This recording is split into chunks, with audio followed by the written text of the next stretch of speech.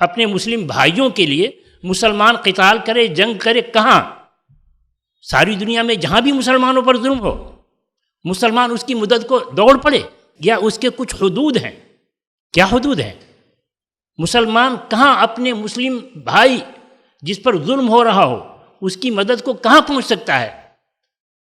اس کے حدود ہیں۔ کیا حدود ہیں؟ اللہ تعالیٰ نے کہا الذین آمنوا ولم یہاجروا ما لکم من ولایتہم من شیء حتی یہاجروا، کہ وہ لوگ جو ایمان لائے اور انہوں نے ہجرت نہیں کی، ما لکم من ولایتہم من شیء، آپ ان کے کچھ بھی ولی نہیں، حتی یہاجروا، یہاں تک کہ وہ ہجرت کر کے آ جائیں۔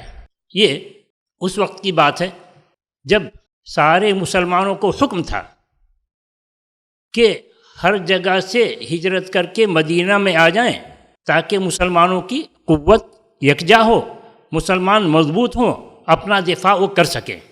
فتح مکہ کے بعد یہ حکم ختم کر دیا گیا، کہہ دیا گیا لا ہجرت بعد الفتح، اب ہجرت کرنے کی ضرورت نہیں ہے، مکہ سے یا کسی اور جگہ سے مدینہ ہی جمع ہونے کی ضرورت نہیں ہے، اب تو قوت اتنی ہو گئی ہے کہ مسلمان ہر جگہ اپنا دفاع کر سکتا ہے۔ آگے کا مسئلہ مطلوب ہے ہمیں الذین آمنوا ولم یہاجروا ما لکم من ولایتہم من شیء حتی یہاجروا وإن استنصروکم فی الدین فعلیکم النصر الا علی قوم بینکم وبینہم میثاق، اگر وہ تم سے مدد چاہیں تو تم ان کی مدد کرو، ان پر ظلم ہو رہا ہے دین کو لے کر کے اور وہ تم سے مدد مانگ رہے ہیں تو تم ان کی مدد کرو، مگر کہاں؟ ساری دنیا میں نہیں۔ وَإِنِ اسْتَنْصَرُوكُمْ فِي الدِّينِ فَعَلَيْكُمُ النَّصْرُ إِلَّا عَلَىٰ قَوْمٍ بَيْنَكُمْ وَبَيْنَهُ مِيثَاقٌ، ہاں ایسی قوم کے خلاف تم مدد نہیں کرو گے جن سے تمہارا معاہدہ ہے، ایسی قوم کے خلاف تم مدد نہیں کرو گے جن سے تمہارا معاہدہ ہے۔ اب تطبیقی طور پر اس وقت دیکھا جائے تو سارے ممالک اقوام متحدہ کے تحت ایک معاہدہ کیے ہوئے ہیں کہ ہم دوسرے ملک میں مداخلت نہیں کریں گے، ہندوستان بھی اس میں سے ہے۔ تو اگر کہیں دوسرے ملک میں مسلمانوں پر کہیں ظلم ہوتا ہے، مثلا شام میں مسلمانوں پر ظلم ہوتا ہے تو ہندوستان کے مسلمان وہاں نہیں جا سکتے کہ ہمارا مسلم بھائی ہے اس پر ظلم ہو رہا ہے چلو اس کی مدد کے لیے۔ افغانستان میں کچھ ہو رہا ہو تو ہندوستان کا مسلمان نہیں جائے گا، کیونکہ یہ ممالک آپس میں معاہدہ کیے ہوئے ہیں اور اسلام حدود بتاتا ہے کہ کہاں تم مداخلت کر سکتے ہو اور کہاں نہیں۔ کہا الا علی قوم بینکم وبینہم میثاق۔ بہت سارے لوگوں کو یہ بات کھلتی ہے کہ یہ کیسی بات ہے، ہم پر پابندی ہوگی، ہم مسلم بھائی کی مدد کو نہیں جا سکتے ہیں، یہ کیسا اسلام ہے؟ اسلامی ہمدردی کیسی ہے؟ بھئی اسلامی ہمدردی کو ہم زیادہ جانتے ہیں یا محمد رسول اکرم صلی اللہ علیہ وسلم زیادہ جانتے ہیں؟ اللہ زیادہ جانتا ہے، ہم تو اسی کے تابع ہیں۔ اور رسول اکرم صلی اللہ علیہ وسلم کو عملاً تربیت دی گئی کہ آپ باہر مداخلت نہیں کر سکتے۔ کیسے بھئی؟ رسول کے اس وقت دیکھیے، نمونہ کو دیکھیے، مثال کے طور پر کہ مسلم بھائی پر ظلم ہو رہا ہے، اس کے باوجود معاہدے کی وجہ سے ہم اس کی مدد نہیں کر سکتے۔ رسول اکرم صلی اللہ علیہ وسلم صحابہ کرام کے ساتھ عمرہ کے لیے مکہ نکلے، مقام حدیبیہ پر پہنچے، اہل مکہ کو خبر مل گئی کہ مدینہ کے لوگ آ رہے ہیں اور چونکہ ہم نے ان کو وہاں سے باہر کیا ہے اس وجہ سے وہ حملہ کرنے ہی کے لیے آ رہے ہیں، جنگ کے لیے وہ آ رہے ہیں۔ چنانچہ مکہ کے لوگ پوری جنگ کی تیاری کے ساتھ مقام حدیبیہ پر پہنچ گئے۔ رسول اکرم صلی اللہ علیہ وسلم نے ان کو سمجھانے کی بڑی کوشش کی کہ ہم لوگ تو عمرہ کے لیے جا رہے ہیں، جنگ کے لیے نہیں آئے ہیں، مگر انہوں نے سنا نہیں۔ اب بات اس بات کی کہ جنگ ہو جائے یا کیا کیا جائے؟ رسول اکرم صلی اللہ علیہ وسلم نے پوری کوشش کی جنگ کو ٹالنے کی، چنانچہ مصالحت کی بات طے پائی۔ مصالحت میں سے کچھ بند ایسے تھے جو بہت سارے مسلمانوں کو بڑا کھلنے والا تھا۔ انہی میں سے یہ تھا کہ آپ اس سال عمرہ نہیں کریں گے، ہم آئندہ سال موقع دیں گے، کہ دنیا ہم کو کہے گی ہار مان لیا اہل مکہ نے، تو اس لیے ہم اس سال موقع نہیں دیں گے، آئندہ سال موقع دیں گے۔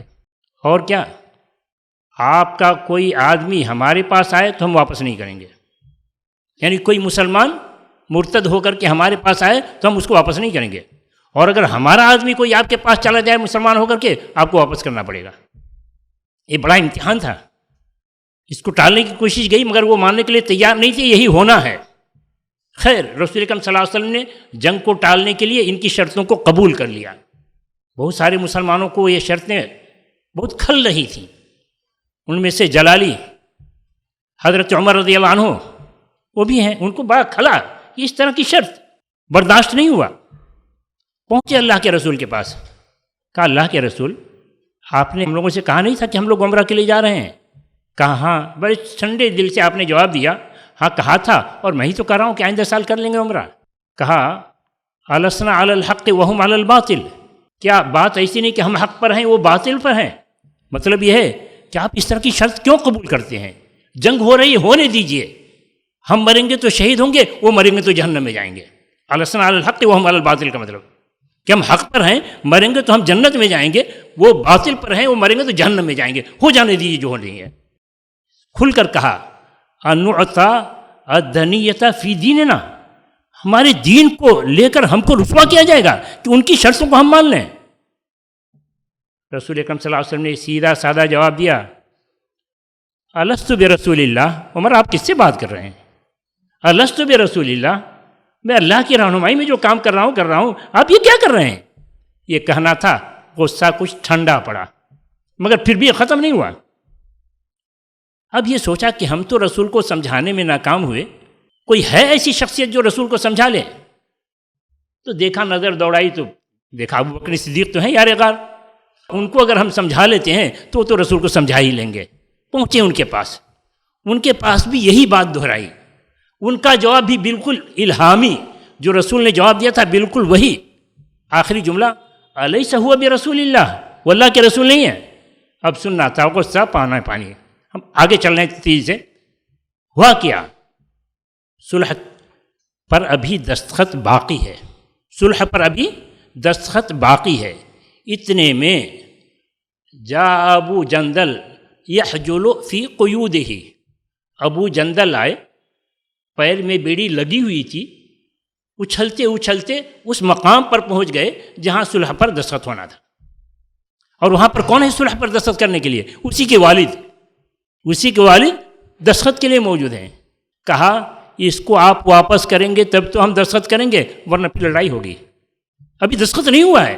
رسول نے اصرار کیا بھئی اس کو چھوڑ دو، ابھی دستخط نہیں ہوا ہے، دستخط ہونے کے بعد یہ حکم نافذ ہوگا.